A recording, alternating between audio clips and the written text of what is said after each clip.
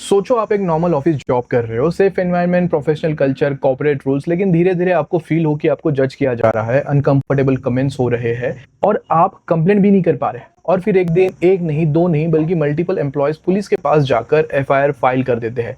यही है TCS Nashik case. आज हम इस केस को स्टेप बाय स्टेप समझेंगे, बिना हाइप, बिना प्रोपेगेंडा, सिर्फ फैक्ट्स के साथ में।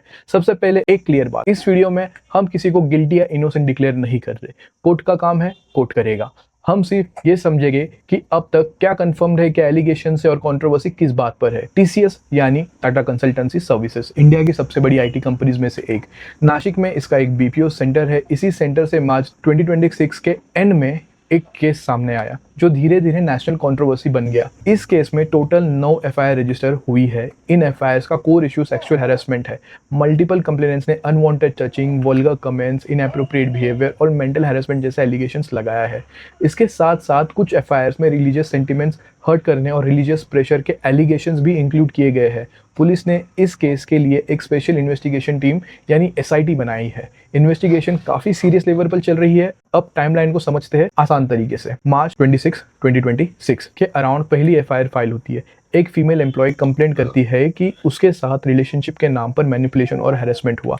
उसके बाद कुछ ही दिनों में और कंप्लेनेंट्स आती है। टोटल एफआईआर बढ़कर 9 हो जाती है। अप्रैल के फर्स्ट और सेकेंड वीक तक पुलिस इन्वेस्टिगेशन फास्ट हो जाती है। पुलिस अरेस्ट करती है। मिड अप्रैल तक मल्टीपल अक्यूज्ड जुडिशियल कस्टडी में चले जाते हैं और फिर ये केस मीडिया में एक्सप्लोड करता है। अब की लोग कौन है इस केस में? जिन लोगों के नाम एफआईआर और इन्वेस्टिगेशन में सामने आए हैं उनमें इंक्लूड है दानिश शेख, तौसीफ अख्तर, रजा रफीक मेमन, शफी शेख, शाहरुख कुरैशी, आसिफ अंसारी, निदा खान और अश्विनी चेनानी। इंपॉर्टेंट पॉइंट, ये सब अक्यूज्ड है और इनकी गिल्ट या इनोसेंस अभी कोर्ट डिसाइड करेगी। इनमें से कुछ लोग टीम लीडर्स या सीनियर रोल्स में बताए गए हैं, जिससे पावर डायनेमिक्स का एंगल भी डिस्कशन में आ जाता है। एक नाम जो सबसे ज्यादा वायरल हुआ वो है निदा खान। सोशल मीडिया पर उन्हें एचआर मैनेजर और मास्टरमाइंड बोला गया, लेकिन कंपनी ने ऑफिशियली डिक्लेयर किया है वो एचआर हेड या सीनियर डिसीजन मेकिंग रोल में नहीं थी। यही से कंट्रोवर्सी का दूसरा फेज स्टार्ट होता है। केस सिर्फ सेक्सुअल हैरेसमेंट तक लिमिटेड नहीं रहा। पब्लिक डिस्कशन में इसे ऑर्गेनाइज कन्वर्जन रैकेट या कॉर्पोरेट जिहाद जैसे लेबल्स मिलने लगे। लेकिन यहाँ एक क्रिटिकल डिस्टिंक्शन समझना जरूरी है।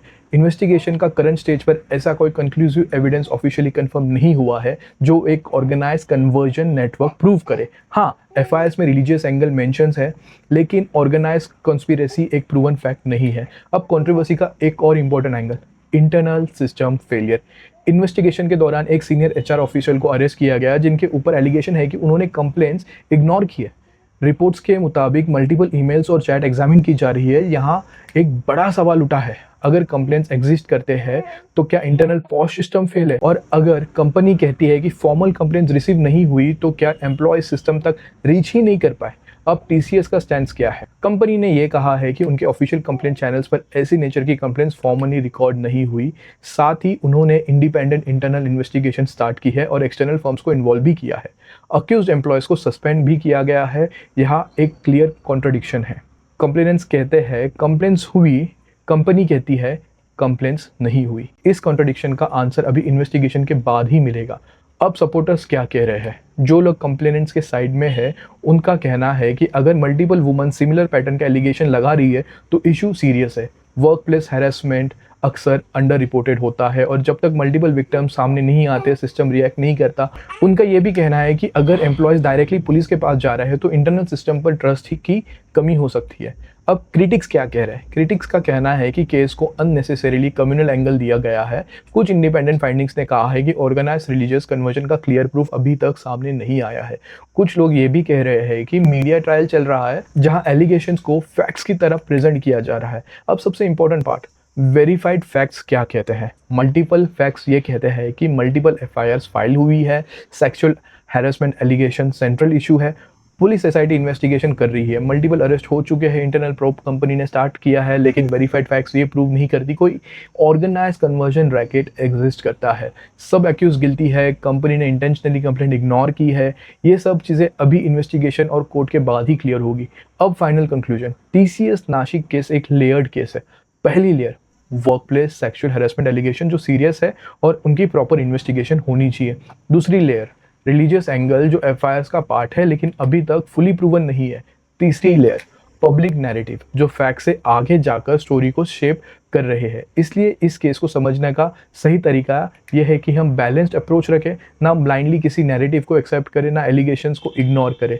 अगर एलिगेशंस ट्रू है तो ये वर्कप्लेस सेफ्टी का मेजर फेलियर है, और अगर कुछ क्लेम्स एग्जैजरेट हुए हैं तो ये जस्टिस प्रोसेस के लिए इक्वली डेंजरस है।